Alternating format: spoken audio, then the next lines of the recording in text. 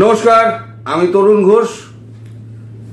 দর্শক, বাংলাদেশ জুড়ে এখন তো একটাই খবর, সেটা হচ্ছে আরাকান মানবিক করিডোর। এখন এই আরাকান মানবিক করিডোর নিয়ে যাদের সত্যিকারের মাথা ব্যথা হওয়ার কথা ছিল, যেমন ভারত, চীন, রাশিয়া, যদি একটা মার্কিন যুক্তরাষ্ট্র যদি এখানে একটা ঘাঁটি গাড়ে, তাহলে সব থেকে বিপদে এই তিনটে রাষ্ট্র পড়বে। তো এই তিনটে রাষ্ট্র কিন্তু একদম চুপ করে বসে আছে, কোন রকম স্টেটমেন্ট একটা সরকারিভাবে কিছু দেওয়া হয়নি।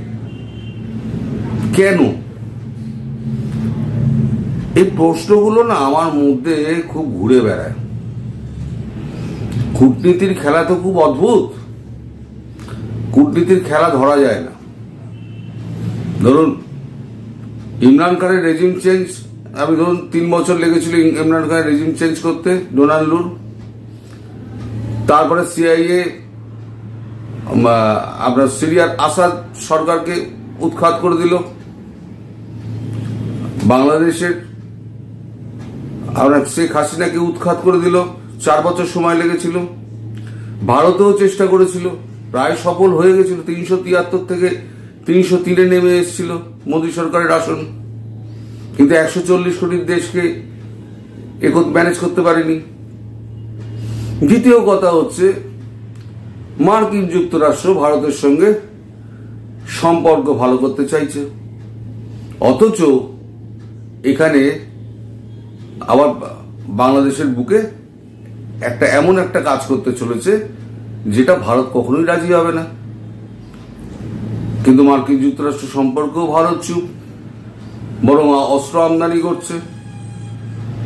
এই যে কূটনীতির যে খেলা না, এই কূটনীতিকদের সঙ্গে বসে বসে আমার মাথাতেও কিছু কূটবুদ্ধি গুড় করে। তা আমিও এর একটা ভাবছিলাম, হিসেব করছিলাম যে কি হতে পারে। কারণ এই তিনটে বড় রাষ্ট্র, শক্তিশালী রাষ্ট্র, তারা কিন্তু কোনো কথা বলছে না। আমিও মাঝে মাঝে রাগ হয়ে যায়, আমিও মাঝে মাঝে 2-4 কথা বলি, আমেরিকার প্রেসিডেন্টকে 2-4 কথা বলি, মোদিজিকেও 2-4 কথা বলি। কিন্তু কালকে আমি খুব তলিয়ে ভাবছিলাম যে কেন, এই উদ্দেশ্যটা কি। এই কেনর বিশ্লেষণ যে আমি করব না, সেটা কিন্তু আপনাদেরও ভাবাবে, বিশেষ করে যারা বাংলাদেশের মানুষ। এবং আমি শেষ করব একটা উপনিষদের গল্প দিয়ে। সেটা শুনলে পরে আপনাদের একদম পরিষ্কার হয়ে যাবে যে আমি কি বলতে চাইছি, মানে আমার কি সম্ভাবনার কথা, একটা সম্ভাবনার কথা আমি বলতে চাইছি। দেখুন, এত কিছু হয়ে যাচ্ছে আপনাদের দেশে, আমাদের এখানে বসে প্রধানমন্ত্রী শেখ হাসিনা তিনি কিন্তু খুব নিশ্চুপ। তিনি হাসছেন, গল্প করছেন, কবিতা লিখছেন, কবিতা পড়ছেন। এখন আবার আমাদের এনএসএ অজিত দোভালের পরামর্শে তিনি আত্মজীবনী লিখছেন। তিনি এত কুল কেন? দেশটা ভাঙতে চলেছে, দেশের মধ্যে এত কিছু হতে চলেছে, দেশের সম্পর্কে তিনি এত ভাবেন, তাহলে তিনিও এত চুপ কেন? তাহলে এর পেছনেও কি কোনো খেলা চলছে যেটা আমরা ধরতে পারছি না? চলতেই পারে।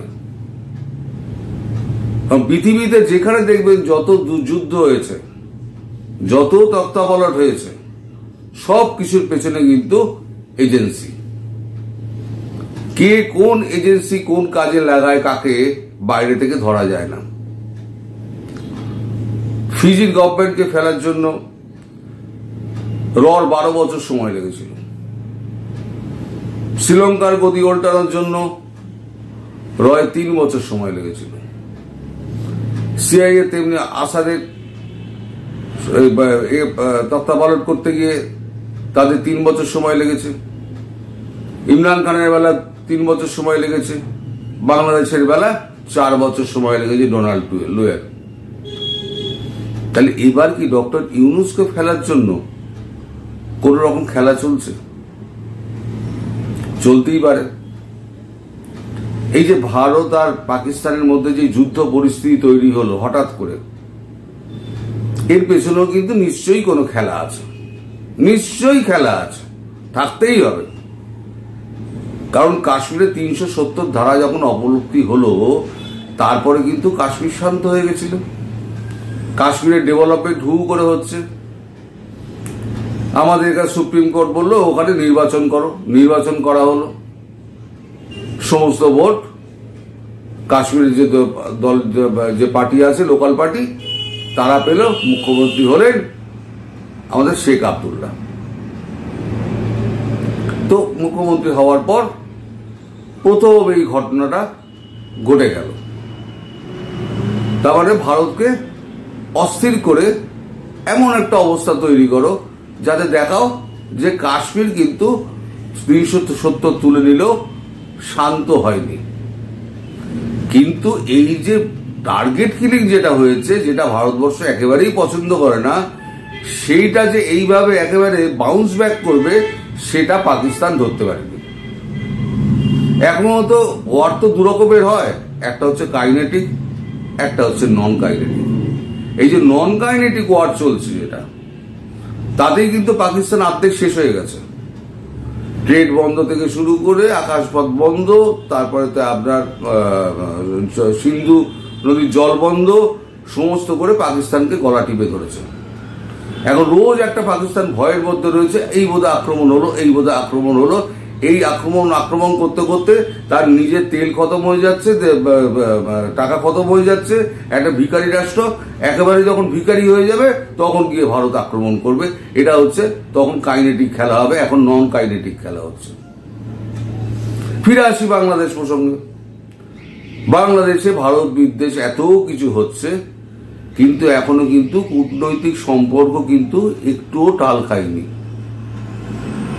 ডিফেন্সের সম্পর্ক কিন্তু কোনো টাল খায়নি।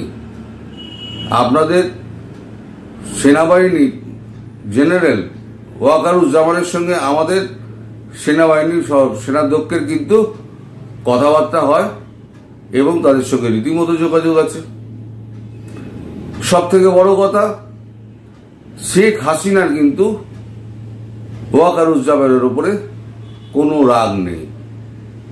তাহলে কি শেখ হাসিনাও জানেন পুরো খেলাটা? মানে আমি আমার ভাবনার কথা বলছি। কারণ যারা এই এতদিন শেখ হাসিনা থাকাকালীন এই টেলিভিশনে বসে টক শোয়ে লম্বা চওড়া ভাষণ মারতেন,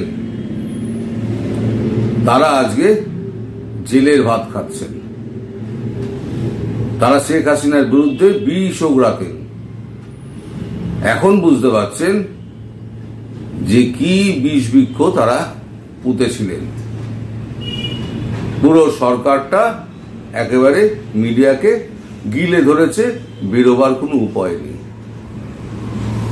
আসলে কি জানেন দর্শক, খালি পেট আর খালি পকেট, এই দুটো, না কোনো স্কুল, না কোনো কলেজ, না কোনো ইউনিভার্সিটি, না কোনো সোসাইটি, কেউ এই শিক্ষা দিতে পারবে না যখন খালি পেট আর খালি পকেট হয়ে যাবে। বাংলাদেশের জনগণের আস্তে আস্তে পেটে টান পড়ছে, তারা কিন্তু বুঝতে পারছেন। আগে যারা রিক্সা চালাতেন শ্রমিক, তারা প্রকাশ্যে বলতে শুরু করেছিলেন, এখন মধ্যবিত্ত শ্রেণীও প্রকাশ্যে বলতে শুরু করেছেন। আওয়ামী লীগের মিছিল ধীরে ধীরে ধীরে লম্বা হচ্ছে, আস্তে আস্তে মানুষ বেরোচ্ছে। এটাও কি আর তাহলে প্ল্যানের অঙ্গ? আমি যে উপনিষদের গল্পের কথা বলছিলাম, গল্পটা এরকম যে বনের মধ্যে দুজনের মধ্যে ঝগড়া লেগেছে, একটা হচ্ছে গাধা আর একটা বাঘ। গাধা বলছে যে ঘাস নীল রং, আর বাঘ বলছে ঘাস সবুজ রং। গাধা বলছে আমি চিরকাল ঘাস খেয়ে বেড়ালাম, আমি রং চিনি না। বাঘ বলছে আমিও চিরকাল বনে বনে ঘুরে বেড়ালাম ঘাসের ঘাস বন দিয়ে, আমিও চিনি না। দুজনের মধ্যে বিবাদ লেগে গেছে। তাহলে কে মীমাংসা করবে? গেছে রাজার কাছে সিংহ। রাজা বলছে, গাধা বলছে যে হুজুর আপনি বলুন ঘাস নীল কিনা? সিংহ বলেছে হ্যাঁ ঘাস নীল। গাধা বলছে দেখেছেন, বাঘকে বলছে ঘাস কিন্তু নীল, রাজাও বলেছে। তা রাজা বলল তুমি ঠিক বলেছ, তোমাকে আমি একটা বনের একটা এই অঞ্চল দিয়ে দিলাম, তুমি ওখানে নিয়ে নিশ্চিন্তে সারা জীবন খাওয়া দাওয়া করো, কেউ তোমার উপর হামলা করবে না, আমি নির্দেশ দিয়ে দিলাম। গাধা একেবারে লাফাতে লাফাতে সেই ঘাস বনে চলে গিয়েছে যে আমাকে আর কেউ আক্রমণ করবে না, আমি নিশ্চিন্তে জীবন যাপন করতে পারবো। এইবার সে বাঘ বলছে সিংহকে যে হুজুর আপনিও জানেন যে ঘাস সবুজ, আমিও জানি ঘাস সবুজ, ওকে আপনি পুরস্কার দিলেন আর আপনি আমাকে শাস্তি দিচ্ছেন, তুমি 3 দিন মুখ চুপ করে থাকো, এটা কেন? তখন সিংহ বলছে যে তুই যে গাধার সঙ্গে ঝগড়া করছিলি তার জন্যই তোর এই শাস্তিটা প্রাপ্য। অর্থাৎ ঘাস কিন্তু সবুজই আছে, গাধা ঘাসকে নীল দেখছিল। রাজা বুঝতে চাইছিল যে আমি যদি ওকে গাধাকে বোঝাতে চাই তাহলে পরে আমার বোঝানোটা নিরর্থক হবে। এবারে সিংহের জায়গায় আপনি শেখ হাসিনাকে ফেলুন, আর বাঘের জায়গায় ওই গাধার জায়গায় আপনি বাংলাদেশের আপামর জনগণকে ফেলুন। সিংহ অনেক বোঝাবার চেষ্টা করেছে, সিংহ জানে বোঝালে কিছু হবে না, গাধার সঙ্গে তর্ক করে লাভ নেই। এবার গাধাকে একটা জঙ্গল দিয়ে দিয়েছে। 1 মাস বাদে যখন গাধা ফিরে এলো তখন দেখা গেল গাধা কোনো কথা বলতে পারছে না। তার কারণ কি? গাধা সারা মুখে জোঁক ভর্তি, জোঁকে গাধার মুখ ভরে গেছে, গাধা আর কথা বলতে পারছে না। ফলে বাংলাদেশের জনগণের এখন যে অবস্থা সেই গাধার মতো অবস্থা। আর ওই জন্য সিংহ এখন এখানে বসে খুশিতে উনি কবিতা লিখছেন, কবিতা পড়ছেন এবং আত্মজীবনী লিখছেন। এটা হলো উপনিষদের সারমর্ম। এর থেকে আপনারা যা বোঝার বুঝে নিন। আমি আর এর থেকে বেশি কিছু বলবো না, ডিরেক্টলি তো বলবোই না। আপনাদের সঙ্গে আমি শেয়ার করলাম, কেমন লাগলো না লাগলো অবশ্যই আমায় কমেন্টে জানাবেন।